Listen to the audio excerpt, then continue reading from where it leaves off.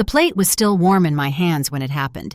Roasted chicken, golden skin, crisped just how Gavin liked it, with garlic and salt rubbed in deep. I'd made the side dishes that morning before my back started acting up. He was late to the table as usual, phone in one hand, that clipped tone in his voice like I was interrupting something important. I offered the plate. He didn't take it. Instead, he stepped forward, eyes sharp, jaw locked. And then, like a switch flipped, he snarled loud enough to rattle the kitchen windows. "You disgusting old woman!" The words hit before the spit did. Hot, wet, and sudden right on my cheek. It dripped down beside my mouth. I didn't flinch. I didn't drop the plate. I just stood there between the fridge and the stove like my body had turned to stone. Rhea let out a soft laugh behind him, not even a full one, just the sound people make when they see something pitiful. And my grandson, little Kai, stood by the doorway holding a plastic spoon, frozen in place. His eyes darted between me and his father like he couldn't understand who we all were anymore. I wiped my cheek with the back of my hand. Not roughly, not slowly either, just clean, like I was clearing a counter. I didn't look Gavin in the eye. "Dinner's ready," I said, my voice steady. Not small, not loud. He didn't sit. He muttered something under his breath and walked out, still texting. Rhea followed. She didn't look at me, not even once. Kai stayed. He set his spoon down on the table, then slowly walked over and wrapped his arms around my waist. I didn't move. I couldn't. Not yet. Instead, I stared at the wall clock, the one Thomas had hung years ago. Its second hand ticked soft and even, like nothing had just happened at all. I used to walk to work at 3 a.m, thick socks, stiff knees, and a thermos full of black coffee. The sorting machines were loud, the floors cold, but I never missed a shift. Not once. The post office became my second home after Thomas died. A car crash on I-76. One moment I was ironing his shirt for work. The next, I was signing for his personal effects. Gavin was only 9. He didn't cry much, just got real quiet. I remember thinking he's already trying to be the man of the house, and so I tried to be both parents, strong, patient, steady. I sold my wedding ring that winter, had it melted down at a pawn shop in South Philly, and bought Gavin a used Honda Civic with the cash. Red paint faded, but the engine worked just fine. I still have the receipt in a shoebox somewhere. When college came, I didn't want him to carry debt. I clipped coupons, skipped new shoes, said no to vacations, paid it all in cash. Every semester I handed him a check like it was nothing. And when people asked why I never dated again, I just smiled. I didn't want Gavin growing up thinking he came second to anyone. So when I hear him say I owe them for staying in his house, I wonder where all of that went. The car, the tuition, the meals, the nights I stayed up through his fevers. Apparently a house becomes his the moment his name is on the Wi-Fi account. Rhea doesn't correct him. She echoes it. Your mother's lucky to live here. Rent-free. Rent-free? Like the mortgage I paid off 10 years ago never happened. Last week, she left a lease application on the counter. No names on it, just mine highlighted. No note, no conversation, just a quiet suggestion. Pay up or get out. That's when I opened the bottom drawer of my dresser, pulled out a folder I hadn't touched in 12 years. The paper inside still smelled like ink. It was close to midnight. I was heading to the kitchen for a glass of water when I heard Rhea's voice drifting down the hall. She should be grateful we let her stay, she said. Casual, like she was talking about some stray dog. Gavin's going to refinance the house anyway. It'll be in his name by Christmas. There was laughter on the other end of the call. Rhea laughed back, light, effortless. I didn't move, just stood there in the dark, fingers wrapped around the doorframe. The house refinance. I hadn't heard a word about that. I waited until she hung up before moving. My knees protested with every step as I walked to the old roll-top desk in the guest room. My desk. Bottom drawer, manila folder, labeled deed. Final copy, gone. The breath left my chest like I'd been pushed. I rifled through the rest. Tax records, birth certificates, my will, all still there. But the deed, the document with my name on the title, the one I'd tucked away for safekeeping, was missing. I didn't sleep, just lay there watching shadows crawl across the ceiling until the sun came up. At 9 a.m., I called the county clerk, gave my parcel number, confirmed my identity. There was a pause. Then the woman on the line said, "Yes, we have a refinance request pending on the property. Signed and notarized 3 days ago." My voice barely worked. "Whose signature?" "Cora Maynard," she said. "That's you, correct?" I said yes, but inside I was already shaking my head because I hadn't signed anything, and I sure as hell didn't authorize Gavin to touch my house. I hung up, sat very still, then walked to the linen closet, pulled down the old fireproof lockbox from the top shelf, and set it on the table.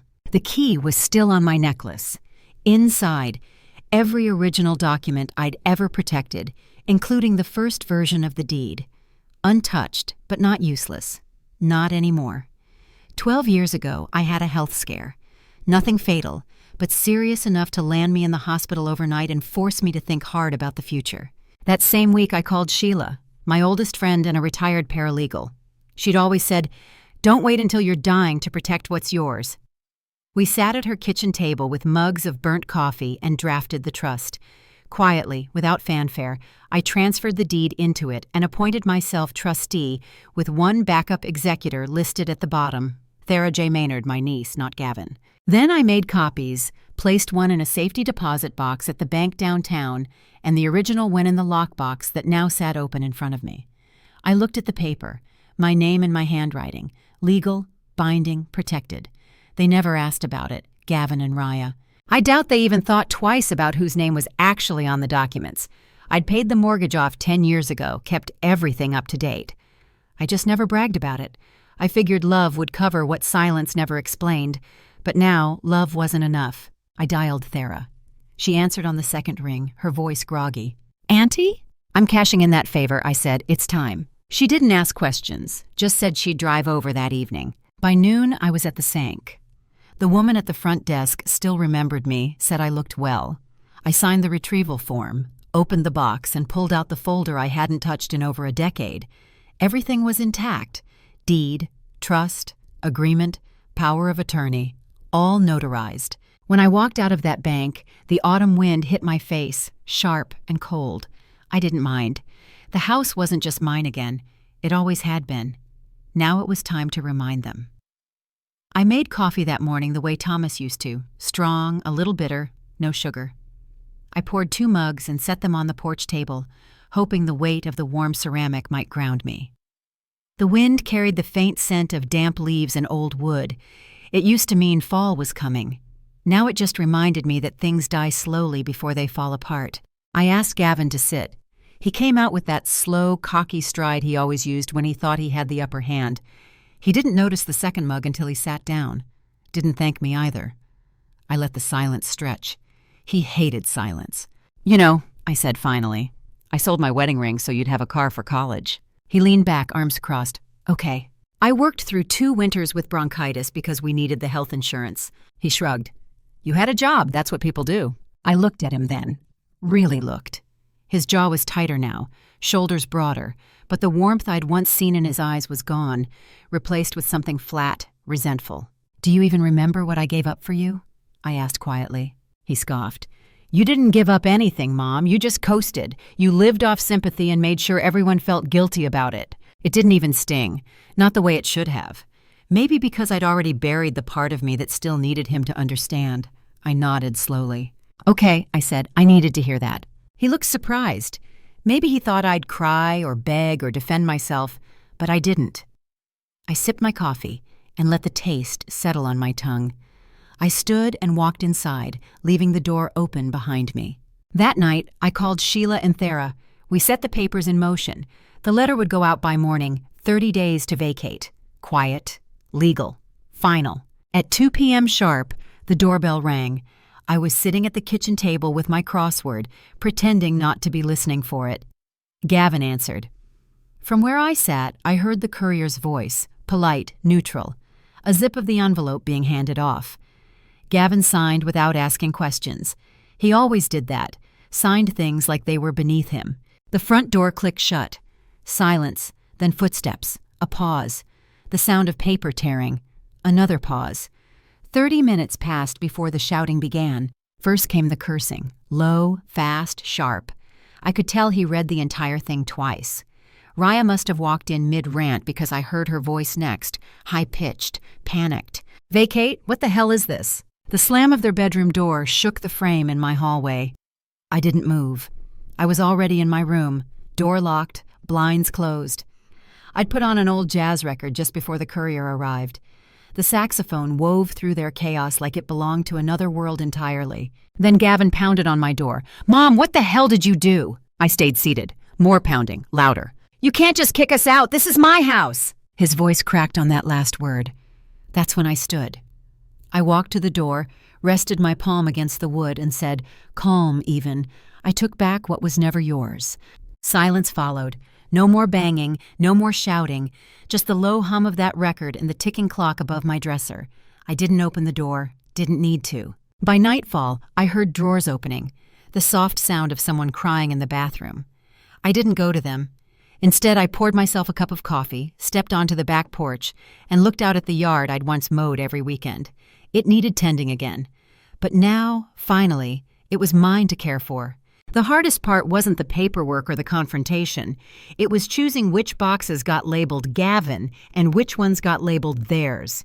Sheila walked me through the vacate notice, every line worded to the letter. Thera dropped it off at their door with a copy pinned to the fridge.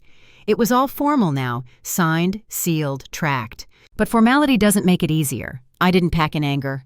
I packed in truth. Raya's blazers, Gavin's shoes, still new with tags, electronics, chargers, unopened gadgets I didn't know how to use. I folded each item carefully and sealed each box with quiet hands. The garage filled up fast. I taped a sheet to each lid, what room it came from, who it belonged to, and whether it was fragile.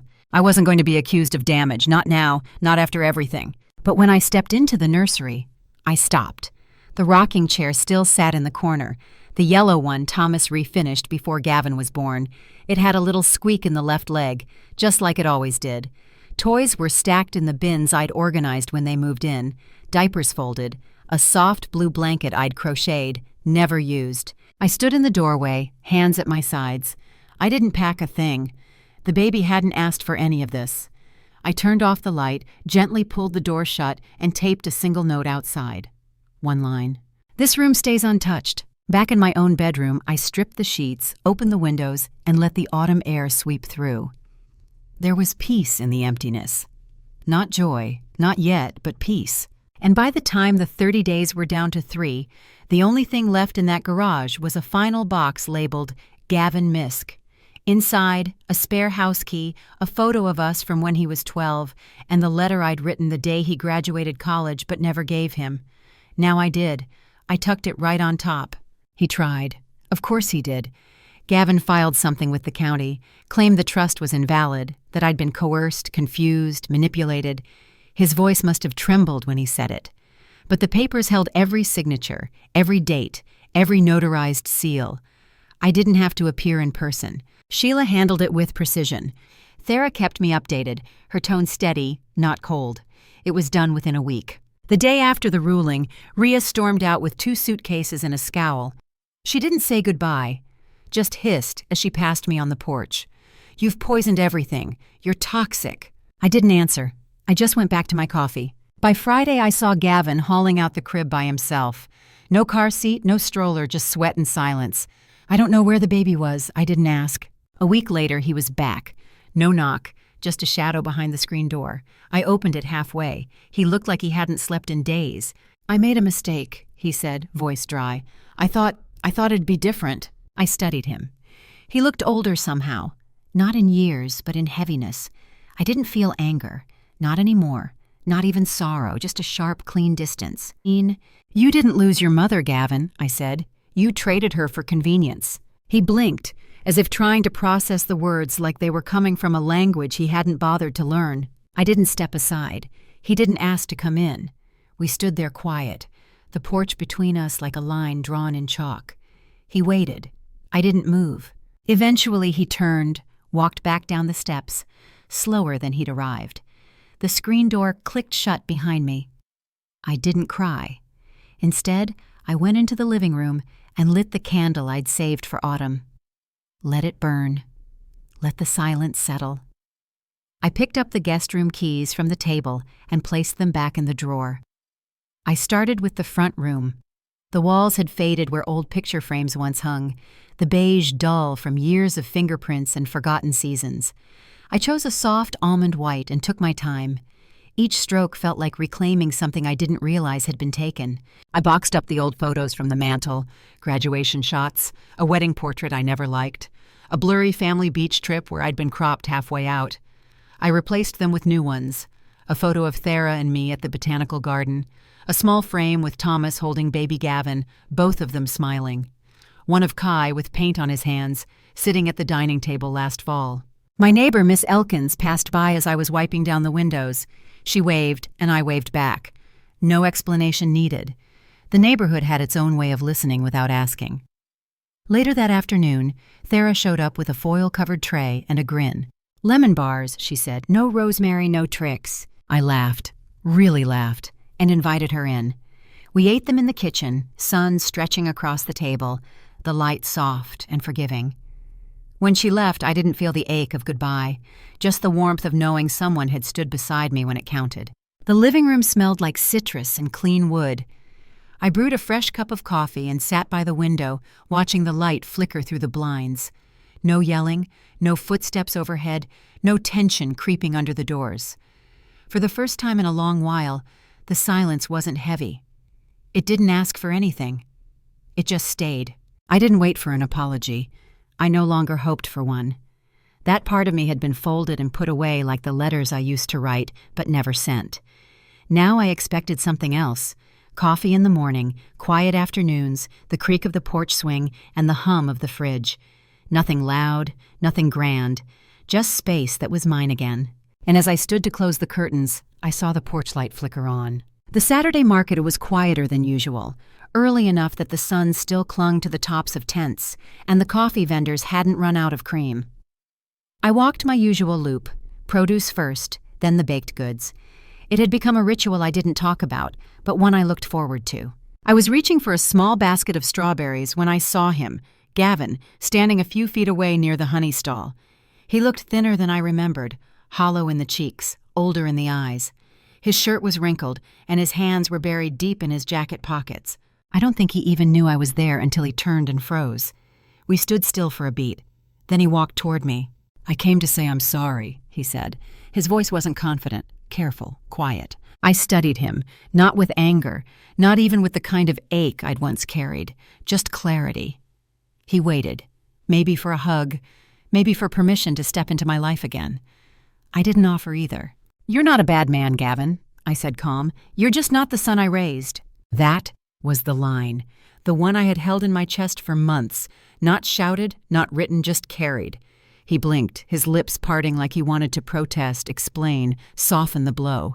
But I didn't wait for the next sentence. I turned, walked toward the stall with the fresh berries. The vendor greeted me with a smile, asked if I wanted my usual half-pound. I nodded, paid in cash. Behind me, I didn't hear Gavin follow. I didn't need to turn around to know he was still standing there. I had said what needed saying, not to hurt him, not to punish him, but to free myself from the version of motherhood that demanded silence no matter how loud the disrespect became. And as I left the market with my bag in hand, I felt the quiet settle again. This time, it felt like mine. That evening, the air smelled like rain. I sat on the porch, coffee in hand, and watched the clouds roll over the rooftops.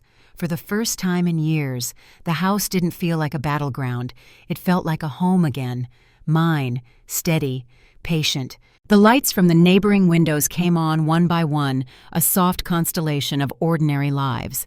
I thought of Thomas then, how he used to hum under his breath while sanding that old rocking chair, the smell of varnish filling the garage. He'd have known what to say to Gavin, how to forgive without surrendering. I was still learning. Inside, Kai's painting hung on the fridge, the one of a big yellow sun and a crooked little house with 3 stick figures, one tall, one small, one with curly hair. He'd given it to me last Thanksgiving. "That's you," he'd said, pointing to the tallest one. "The one with the light." I didn't know what he meant then. I think I do now. Weeks passed quietly.